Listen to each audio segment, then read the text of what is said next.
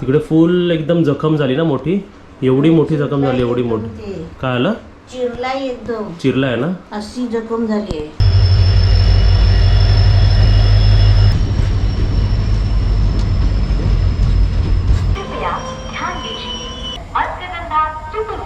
आता तुम्ही जी समोर ट्रेन बघितली ती मत्स्यगंधा ट्रेन होती. ती ट्रेन 12ला यायची, आता 1 वाजता आली. आता किती वाजले? 1 वाजले बघा. ट्रेन आपल्याबरोबर समोरच उभी आहे बघा.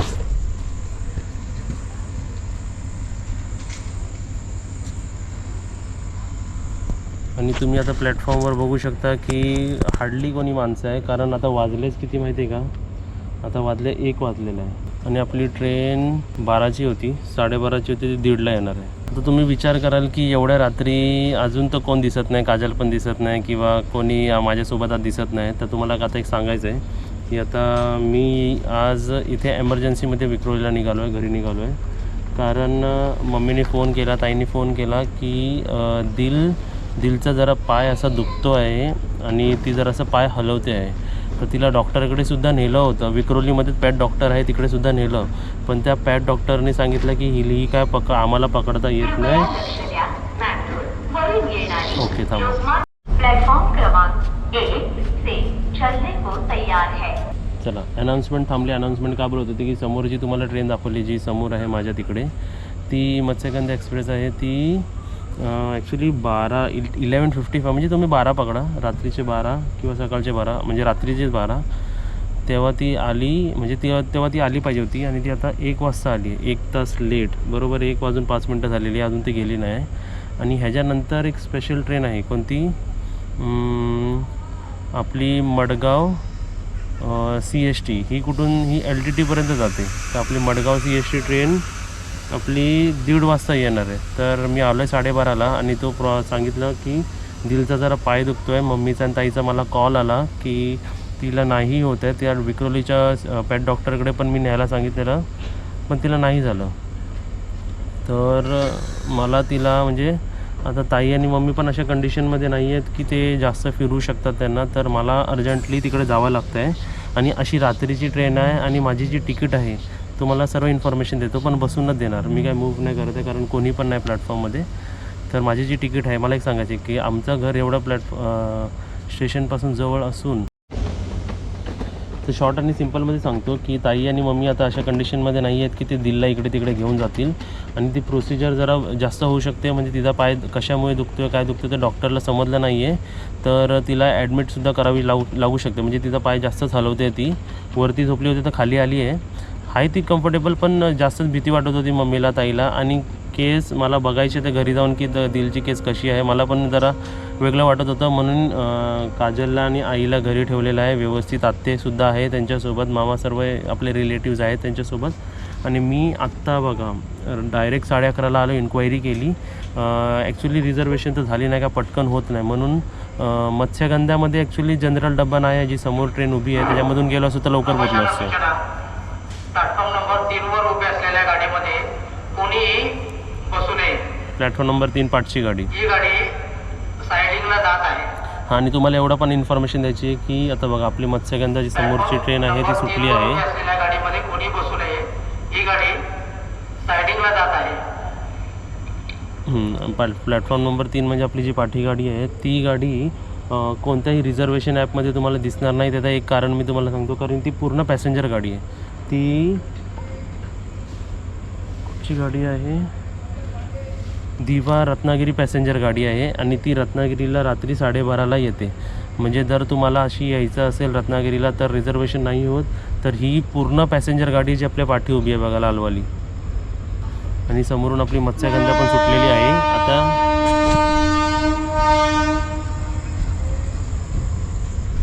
ह्या ट्रेननंतर आपली ट्रेन येणार आहे, तिचं नाव आहे मडगाव. मी तुम्हाला नंबरसुद्धा सांगतो.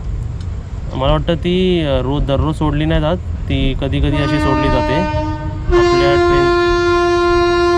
हां, तर आपल्या ज्या ट्रेननी मी जातो आहे त्या ट्रेनचा नंबर आहे 01048 मडगाव CST स्पेशल. ती 12:25ला रत्नागिरीला आली पाहिजे आणि 8:20ला CSTला पोचते. पण आता बघा किती वाजले आहेत, 12:25 का आता 1:10 झालेले आहेत आणि अनाऊन्समेंटच्या हिशोबाने ती 1:30 1:30ला येणार गाडी. आणि ही पाठची गाडी जी मूव्ह होते तुम्हाला दिसते, ही पाठची गाडी रॅकिंगला चालली, म्हणजे सायडिंगला चालली, सायडिंगला. ही गाडी पूर्ण एम्प्टी आहे. तर आपली गाडी आता कधी येते बघूया. 1:30ला येईल आपली गाडी. नाही वडापावनीची कहाँ जाना है? CST. इधर? हाँ ये मडगाव आएगा ना 1:30 बजे. आएगा, मडगांव आएगा.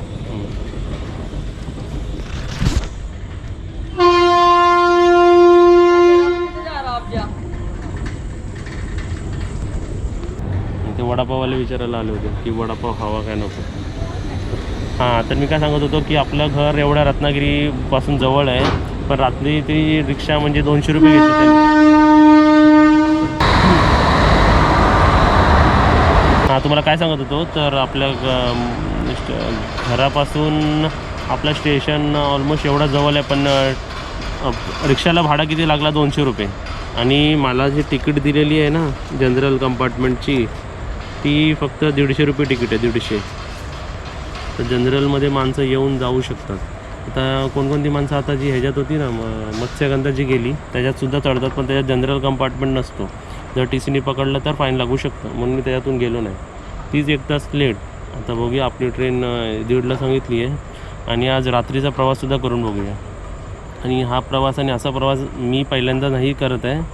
3-4 वर्षा अगोदर जेव्हा काहीच म्हणजे एकदम सुरुवातीला जेव्हा रिझर्वेशन कसं करायचं, पटकन कसं करायचं नॉलेज काहीच नव्हती, तेव्हा असं जनरल कंपार्टमेंटमध्ये धावत राहायचो. पण एमर्जन्सीमध्ये असं जनरलमध्ये धावत लागतं. आणि अजून एक रिझन की मच्छर खूप आहे तिकडे. अजून एक रिझन की तुम्ही म्हणाल की मग काजलला आणि आईला का नाही आणलं, कारण हे जनरल कंपार्टमेंट्स आहेत. तर समजा काही रिझनमुळे जर गर्दी असेल तर लेडीजला कसं न्यायचं, धक्काबुक्की होणार. आणि एवढी रात्रीची वेळ आहे. आणि मला मम्मीनी आणि ताईनी आता रात्रीचंच सांगितलं की बाबा म्हणजे दिलचा पाय दुखायला लागलेला आहे. तोच कारण होता की मला असं लवकर म्हणजे कितीला सांगितलं त्यांनी मला, 9-10 काहीतरी असं सांगितलं, 10 वाजता सांगितलं वाटतं, 9-10ला, की असं कंडिशन झाली आहे की उद्या डॉक्टरकडे न्यावं लागेल अर्जंटली, म्हणून तू जरा येऊ म्हणजे काय करूया आपण. तर मी बोललो काय नाही, मी येतो तिकडे, कारण मला समजलं की बाबा नाही माझ्याशिवाय होऊ नाही शकत, जाऊया घरी आपण. आणि काय तुम्हाला जास्त काय मी कॅमेरा फिरवत नाही, कारण सर्वीकडे कोण नाही, कोण आहेच, कोण नाही आहेत.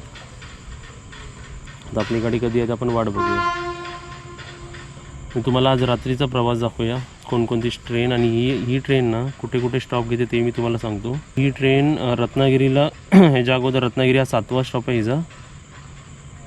आणि ती मत्स्यगंधा जी आता गेली ना रत्नागिरी, तिचा 16वा स्टॉप आहे. म्हणजे ती किती लांबून आली आहे.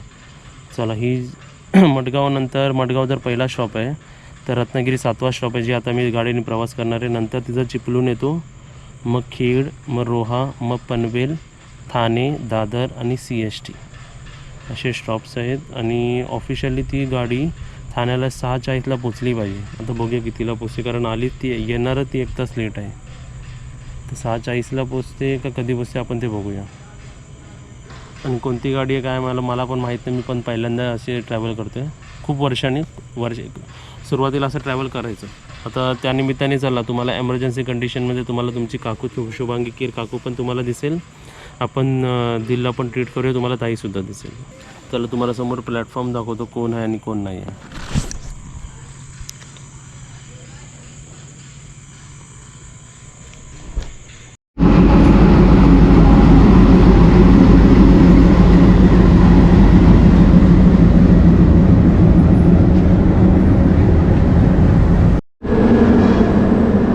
आता आपली ट्रेन बघा, ही ट्रेन आहे.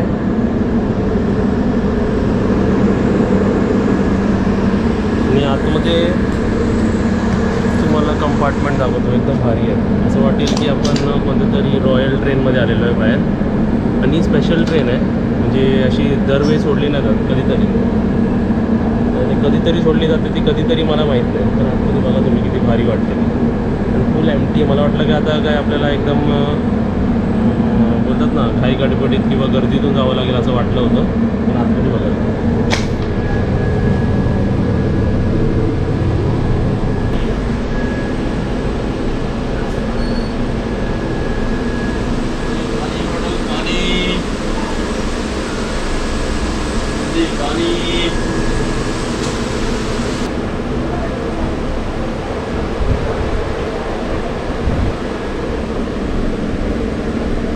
एकदम सॉफ्ट आहे. आता उठलो आहे. आता किती वाजले? 7:20 वाजले. आणि आता गाडी कुठे आली होती? पनवेलला.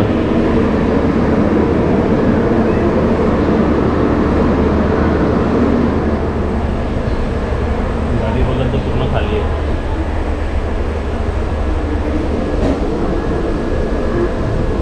ही माझी बॅग.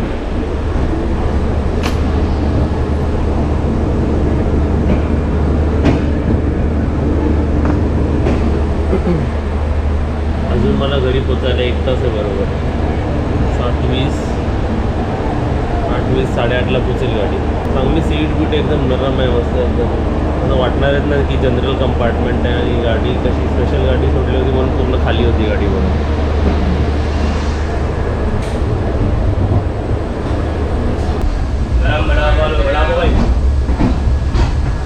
आमच्या दिलला बरं नाही. दिलू डॉक्टरकडे जायचं आहे आपल्याला.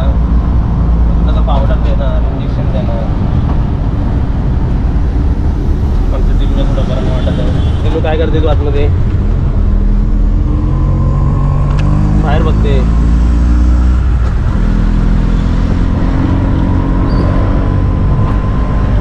मी आत्ताच घरी आलो. दिल पण आपली बास्केटमध्ये होती, ती आतमध्ये गेलेली आहे, जरा रेस्ट करते. आणि दिलला बघा काय दिलं त्यांनी, की तिला जे पाठी प्रॉब्लेम झाला तिकडे तिला इंजेक्शन दिलं आणि ते इंजेक्शनमध्ये तिने चाटलं नाही पाहिजे ना, म्हणून हे दिलेलं आहे. लावत तर नाही. आता परत डॉक्टरांनी उद्यासुद्धा बोलवलं आहे. तिला 2 इंजेक्शन दिले, एक पाठी दिलं, एक मानेवर दिला आणि हे दिलं आहे. आणि उद्या परत जायचं आपल्याला त्या डॉक्टरांकडे. बघूया कसं होतं. दिलो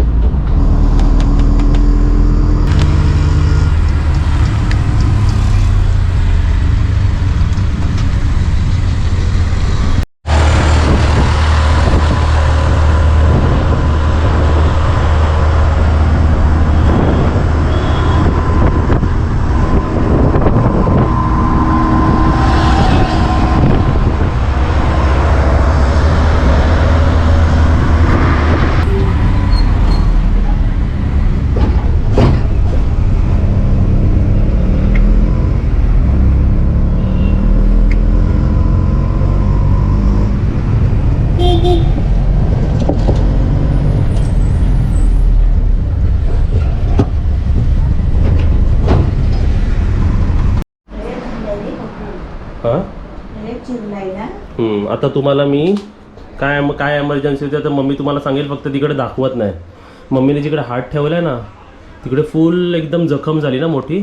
एवढी मोठी जखम झाली, एवढी मोठी. काय आलं? चिरलाय एकदम. चिरलाय ना. अशी जखम झाली आहे. ते कॅट फाईटमध्ये एक बाहेरची मांजर आली आतमध्ये, खालच्या रूममध्ये मधल्या, आणि फायटिंग झाली ना. बसलेली होती गुपचूप, है ना. हा आतमध्ये चुकून आले ती मांजर, बोका आला चुकून. ते हफ्ते काय ती आता कमजोर झाली जरा ना. आणि म्हणून आम्ही तिला वरच्या रूममध्ये ठेवलेलं आहे. आणि तिला मी आज दुसऱ्यांदा चेकअपसाठी नेलं डॉक्टरकडे, त्याच डॉक्टरकडे. काल नेलं ना आज. ती बघ उठली, तिला बाहेर जायचं असतं बघा. बाहेर नाही बघ, दरवाजा उघडला की लगेच. तिला डॉक्टरांनी काय सांगितलं मी तुम्हाला सांगतो. तिला डॉक्टरांनी सांगितलं आहे की पाठी जखम ना म्हणजे जास्त झाली आहे ती. तुम्हाला दाखवू पण नाही, चांगलं नाही वाटत ना, मी ते दाखवलेलं पण आहे ना.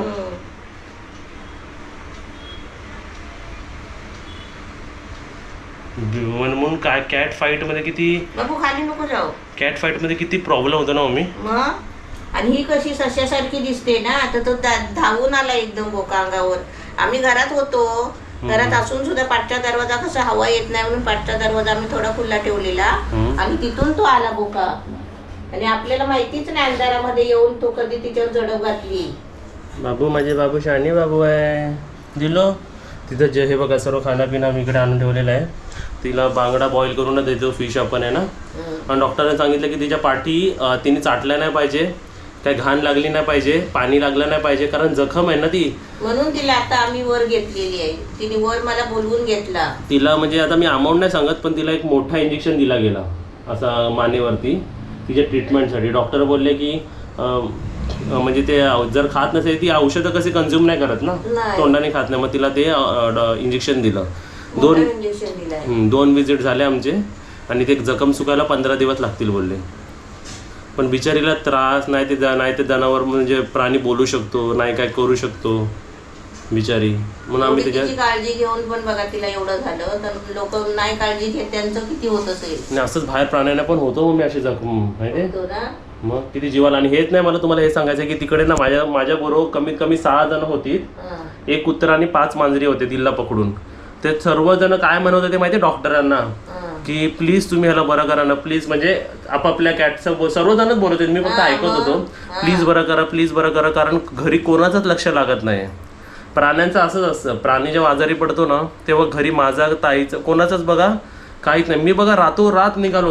कितीला फोन केला तू? 10-9ला फोन केला ना? 9-9:30ला फोन केला तुला. दिल्ला बरं नाही मी वाटत. तसंच रेल्वे स्टेशनला गेलो, एक राऊंड मारली. गाडीने आला पप्पू. रेल्वे स्टेशनला गेलो, बोललो हाय का तिकीट, म्हणजे 3 जणांची तिकीट आहे, कारण आपण 3 होतो तिकडे, आम्ही 3 होतो. तो तर 3घांची तिकीट आहे पण कन्फर्म नाही, जनरल तिकीट आहे, बसायला मिळेल का माहित नाही.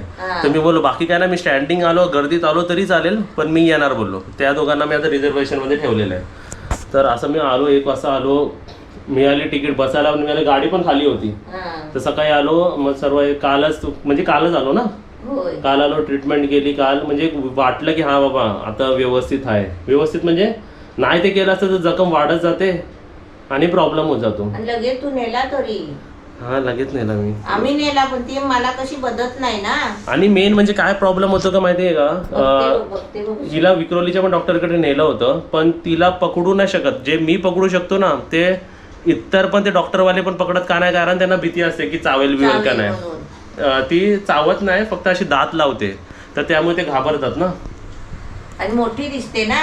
हा मोठी दिसते ना ती. दिसते ना म्हणून ते माणसं पकडायला पप्पी दे घाबरतात दिलो, तिला. पप्पी दे नको. हा तर असं प्राण्यांचं पण असतं, आपण त्याची केअर केली पाहिजे आणि आम्ही केअर करतो. रातोरात गाडीने आला. रात्री 1 वाजता गाडीत बसला आणि तो सकाळी आला. सकाळी किती 7:30ला आलो मी, 7:30 का 8ला आलो. आल्यावर लगेच डॉक्टर 10:30 रात्री, म्हणजे तेव्हा निघालो नव्हता. मम्मीने फोन केला तेव्हाच मी अपॉइंटमेंट घेतली, त्याच रात्री अपॉइंटमेंट घेतली की सकाळी 10:30ला अपॉइंटमेंट द्या. तर डॉक्टर 11:30ला आले, ट्रीटमेंट केली. आणि हे पहिल्यांदाच नाही तर दुसऱ्यांदा झालं. कोविडमध्ये पण आम्ही हिच्यासाठी देवनारला गेलो, मग घाटकोपरला गेलो, असं फिरलो होतो. नाही ती पण आमची एक फॅमिली मेंबर आहे, ते करणं भागच आहे. ते काय आम्ही उपकार करत नाही किंवा काही नाही, ते आपली पार्ट आहे फॅमिलीची आणि ते आपण करणारच मम्मी है ना. करायलाच पाहिजे, आमचा जीव राहत नाही. फक्त वाईट का वाटलं की असं नाही झालं पाहिजे होतं की एक एवढं जपून ठेवलेलं आणि जपून आम्ही ठेवतो तिला, घराच्या बाहेर काढत नाही ना, तरी पण ते घरात घुसून त्या बोक्याने तिला हे केलं. तिला नख मारला असेल जोरात. हा नख मारला म्हणजे चीर ना, तुम्हाला सांगू चीर केवढी. आता ही मिडल फिंगर आहे ना आपली, मिडल फिंगर एवढी मोठी चीर आहे, एवढी मोठी चीर दाखवत नाही पण ते लाल बिल झालं, स्प्रे बी मारलेला आहे, साफ बीफ केलं सर्व, पू बी काढलं. मी पण त्याची आता म्हणजे जरा लक्ष ठेवायला हवं आहे 15 दिवस. स्प्रे तुम्हाला दाखवली ना मी खाली आधी तेच. आणि तिला आता जाऊन ना, हा पण बास्केट आता एक नॉर्मल आहे बास्केट हिच्यासाठी. आता मी कुर्ल्यावरून एक नवीन बास्केट आणतोय मोठा पाहिजे, मोठा म्हणजे ह्याच्यापेक्षा ऑलमोस्ट डबल असतो तो, त्याच्यात ती बसेल व्यवस्थित. समजा कुठे बाहेर न्यायचं असेल तर. हे बघा आता बघा तुम्हाला जखम ह्याच्या खाली दिसेल, ती बसली आहे. चाटते कुठे चाटते ती? नाही ती वर चाटते. नाही दिलो चाटू नको त्या जखमेला. नाही खाली नाही चाटते. खाली पण धाप कशी टाकते बघ, डॉग लोक टाकतात ना तशी धाप. दिलो पापी पापी दिलो पापी पापी दिलो पापी एक चिच्ची घे. जाऊ द्या आपण केअर करूया. ती हाय या रूम मध्ये व्यवस्थित. ती एकटी होती म्हणून तिने मला बोलवून घेतलं वरती. आवाज देत होती ती वरती म्हणून ती आम्ही आलो वरती आहे ना. कुठे चालली माझी दिलो? फिरते बिरते आहे, व्यवस्थित आहे, कारण तिथं आपण ट्रीटमेंट पटकन केलं ना. आता ती जखम पण कालपर्यंत त्या जखमेतून असं पू बाहेर येत होता आणि लय वाईट वाटत होतं. मम्मी रडायला लागली रात्री. मी बोललो झालं काहीतरी जास्त झालेलं आहे. मी बोललो काय घाबरू नको, मी येतो बोललो, कसंही करून आलो असं बोललो है ना. आमची दिल तिकडे जाऊन बसलेली आहे बघा शांत. चला ती आता काय रेस्ट करेल ती, मग परत यायचं. तू नारळ पाणी आणलंय, तुम्ही पण नारळ पाणी पिया. लाईटी घालवतो, फॅन लावतो आणि ही खिडकी बंद करू का? नाही परत येतं मग मी कोण ना कोण खिडकीतून पण भीती वाटतं. मग बघा खिडकी पण बंद केलेली आहे, लाईटी लावून दाखवतो, फॅन लावलेला आहे. आमची दिल इकडे बसलेली आहे आणि हा पण दरवाजा लावलेला आहे, म्हणजे या रूममध्ये कोणीच नाही येऊ शकत आहे ना. चला हे दिलला राहू दे बसायला. दिलो चिची का